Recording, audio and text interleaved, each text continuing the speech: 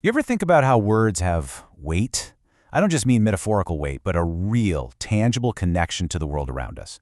Today, we're diving into that exact idea, the very real, almost physical gravity of the words we use every single day. Okay, so our journey kicks off with this kind of strange but really beautiful line.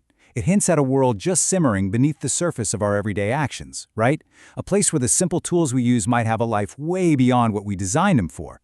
It really sets the stage for a much deeper question about how we connect with the world. So let me introduce you to Mirela Voss. She's a cartographer. Her whole job is to name the world, to make it all neat and orderly and understandable.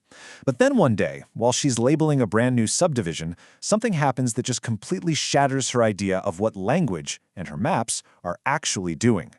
And we're not talking about just a small doubt here. For Mirela, this is a massive crack in the very foundation of her reality. So picture this. Mirela's looking at a new housing development that's been built right on top of what used to be this thriving barley field. And the developer gives her these nostalgic, kind of quaint names to put on the map: Harvest Lane, Barley Court. And that's when it hits her, this chilling realization. You take the thing you just destroyed, you turn it into words, and then you put those words right where the thing used to be. And that right there leads her to this huge shift in her thinking. The names on her map weren't just labels pointing to a real place. No, they were replacements. They were like ghosts, filling the empty space where a living thing once grew. And by doing that, they made the original, real thing almost impossible to even think about anymore. And this idea? Oh, it goes way beyond just making maps. Once you see it, you start to see it absolutely everywhere, especially in all the commercial language that's constantly surrounding us. I mean, think about it. You're in the grocery store, you see a jar of pasta sauce labeled Nana's Garden. The word Nana isn't just about a grandmother, is it? It's a whole little architecture of feeling. It brings up ideas of ancestry, tradition, the warmth of the kitchen. Garden isn't about some factory, it's about a hand in the soil. These words aren't really describing the sauce, they're building a feeling that we consume right along with it. But this whole problem, this idea of language getting disconnected from reality, it's not just some abstract philosophical thing. It has a deeply physical, almost visceral side to it. Let's look at another story. So now let's meet Dr. Lena Okoro and her patient, Danian. It's been 14 months since an industrial accident, and Danian is being just tormented by a phantom limb. The hand that isn't even there is clenched into a fist so tight that he can feel phantom fingernails digging into his phantom palm. And this is really the heart of his struggle. Diane doesn't talk about his pain in just medical terms. He sees it as a breakdown in communication. His phantom hand is like a word that's right on the tip of his tongue, but he just can't get it out. It's a failed utterance, an incomplete thought. See, this is exactly where our two stories start to overlap. For Mirela, the names on the map replace the world.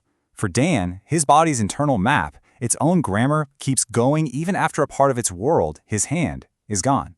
They're both dealing with a language that's become unmoored from reality. And this leads Dr. Okoro to this really incredible insight she calls phantom limb grammar. What if the brain isn't malfunctioning? What if it's just being incredibly loyal? It's just continuing to speak the language of the body it's always known, even after the vocabulary, the hand itself, has been taken away. The persistence isn't a disease, it's a profound act of faith. Okay, so if the problem is basically a broken language, how in the world do you fix it? Well, it turns out the solution isn't found in more words, but in going back to the body's own ancient pre-verbal wisdom. Well, Dr. Okoro uses this tool that is just so simple but absolutely brilliant, a mirror box. Don puts his good hand and his stump into the box, and he sees the reflection of his good hand right where his missing hand should be. And when he opens his real hand, he sees his phantom hand open. That visual belief is so powerful, it literally overrides the pain signal. It gives his brain a way to finally complete the sentence, to let the hand say what it's been trying to say all this time. But that brings us to Dr. Okoro's next patient, Katrine. After her grandmother died, all words have become, well, weightless to her. They still work, sure, but they don't connect to anything real. They just feel empty. So how do you use a mirror box for a problem like that? So Lena tries something really radical. No complex technology, no fancy mirrors, just a simple, smooth riverstone. She places it in Katrine's hand and just asks her to try speaking again. And what happens next is just astonishing. As Katrine holds the physical stone in her hand and says the word stone, Something just clicks back into place. For the first time in over a year, she says, the word feels heavy. And why? Because, as she puts it, the word and the thing are in the same hand. The meaning gets reconnected through physical contact. All right, let's pull all these different threads together and really try to understand what this all tells us about what language and meaning are all about. So, remember, we started with Mirela, and she showed us how names can become these ghosts that stand in for reality.